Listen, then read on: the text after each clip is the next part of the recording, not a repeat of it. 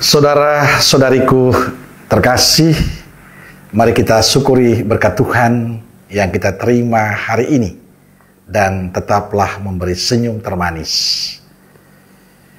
Minggu 30 Maret 2025, hari Minggu Prapaskah keempat atau sering disebut dengan Minggu Letare, Minggu Gembira. Kita awali permenungan kita dengan tanda kemenangan Kristus. Dalam nama Bapa dan Putra dan Roh Kudus. Amin. Permenungan kita diambil dari Injil Lukas bab 15 ayat 1-3, dilanjutkan 11-32.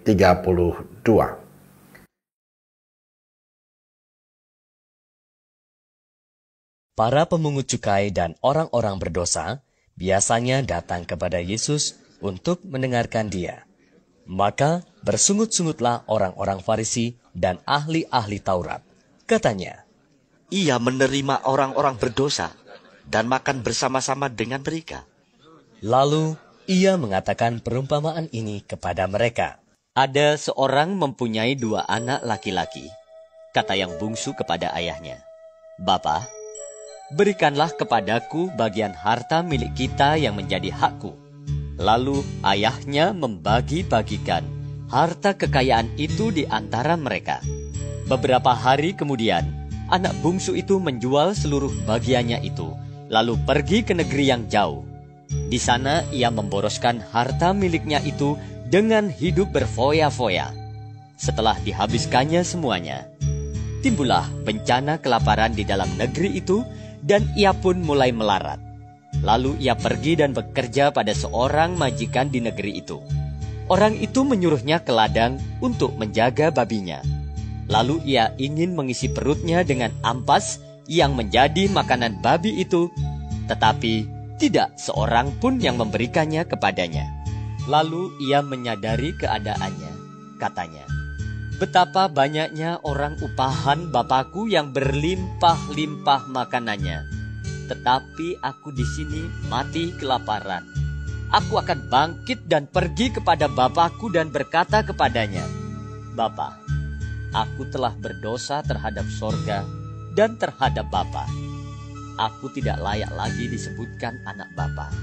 Jadikanlah aku sebagai salah seorang upahan Bapa." Maka bangkitlah ia dan pergi kepada bapaknya. Ketika ia masih jauh, ayahnya telah melihatnya. Lalu tergeraklah hatinya oleh belas kasihan. Ayahnya itu berlari mendapatkan dia, lalu merangkul dan mencium dia. Kata anak itu kepadanya, "Bapa, aku telah berdosa terhadap sorga dan terhadap Bapa. Aku tidak layak lagi disebutkan anak Bapa." Tetapi ayah itu berkata kepada hamba-hambanya, "Lekaslah bawa kemari jubah yang terbaik. Pakaikanlah itu kepadanya dan kenakanlah cincin pada jarinya dan sepatu pada kakinya. Dan ambillah anak lembu tambun itu, sembelihlah dia, dan marilah kita makan dan bersuka cita. Sebab anakku ini telah mati dan menjadi hidup kembali. Ia telah hilang dan didapat kembali." Maka mulailah mereka bersukaria. Tetapi anaknya yang sulung berada di ladang. Dan ketika ia pulang dan dekat ke rumah, ia mendengar bunyi seruling dan nyanyian tari-tarian. Lalu ia memanggil salah seorang hamba dan bertanya kepadanya, "Apa arti semuanya itu?" Jawab hamba itu, "Adikmu telah kembali dan ayahmu telah menyembelih anak lembu tambun, karena ia mendapatnya kembali dengan sehat." Maka marahlah anak sulung itu dan ia tidak mau masuk. Lalu ayahnya keluar dan berbicara dengan dia. Tetapi ia menjawab ayahnya, katanya, "Telah bertahun-tahun aku melayani Bapa dan belum pernah aku melanggar perintah Bapa. Tetapi kepadaku belum pernah Bapa memberikan seekor anak kambing untuk bersukacita dengan sahabat-sahabatku.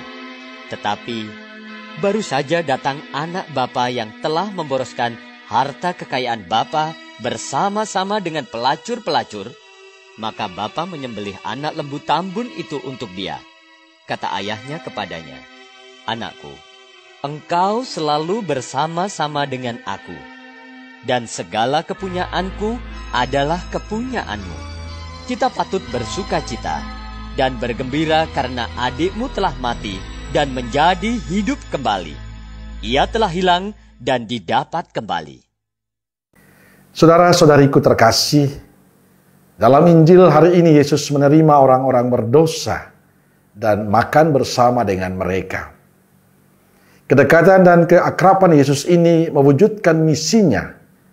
Karena Yesus pernah berkata, bukan orang sehat yang membutuhkan tabib, tetapi orang sakit. Jadi pergilah dan pelajarilah arti firman ini. Yang kukehendaki adalah belas kasihan dan bukan persembahan.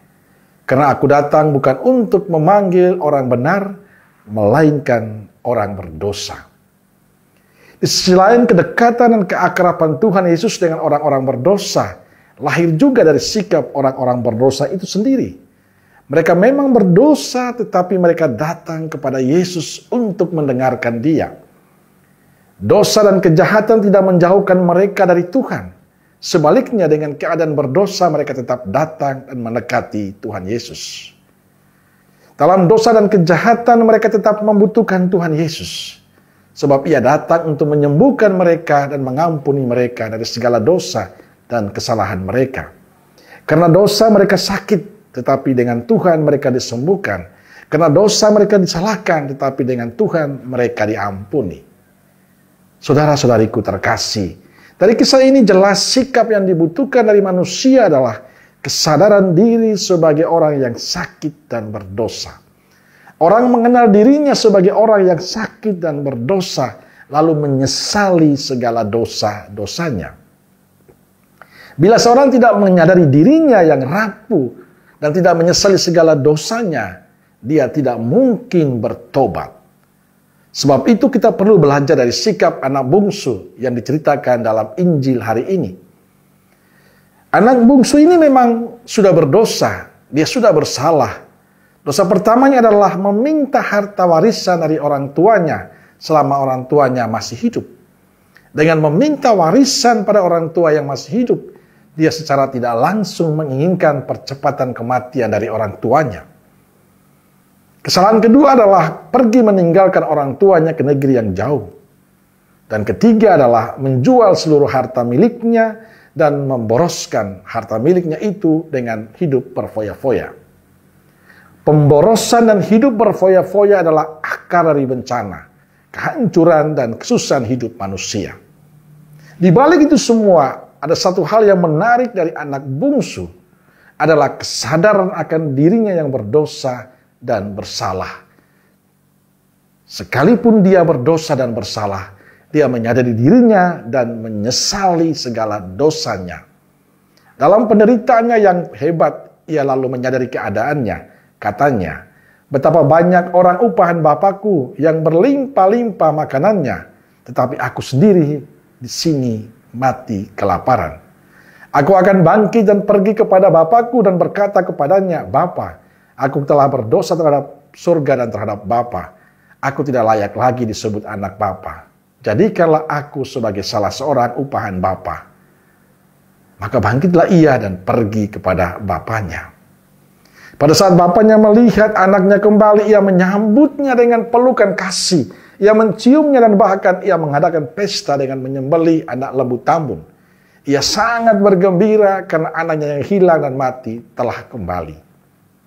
Saudara-saudariku yang terkasih, figur Bapa dalam Injil Lukas hari ini adalah pencerminan dari sikap Allah Bapa Tuhan kita yang bersuka cita bila anak-anaknya kembali ke jalan yang benar.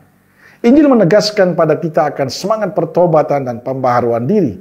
Kita diajak untuk menyadari segala kekurangan diri, menyadari segala kedosaan kita, dan menyesali semua dosa-dosa kita. Lalu datang kepada Tuhan. Saudaraku terkasih, dari proses pertobatan anak bungsu dan apa yang Yesus lakukan pada orang-orang berdosa menegaskan pada kita bahwa Allah mencintai manusia tanpa syarat. Allah kita adalah Bapa yang berbelas kasih. Pertanyaan untuk kita hari ini, Apakah kita menghidupi gambaran Allah yang demikian? Menghidupi gambaran Allah yang demikian berarti kita harus berani mencintai sesama tanpa syarat dan rela mengampuni semua orang, apapun dosa dan salahnya. Amin. Semoga Allah yang Maha Kasih memberkati saudaraku sekalian, Bapa, Putra, dan Roh Kudus. Amin. Kalau Roh Kudus Nazaret, doakanlah kami. Amin. Berkah dalam.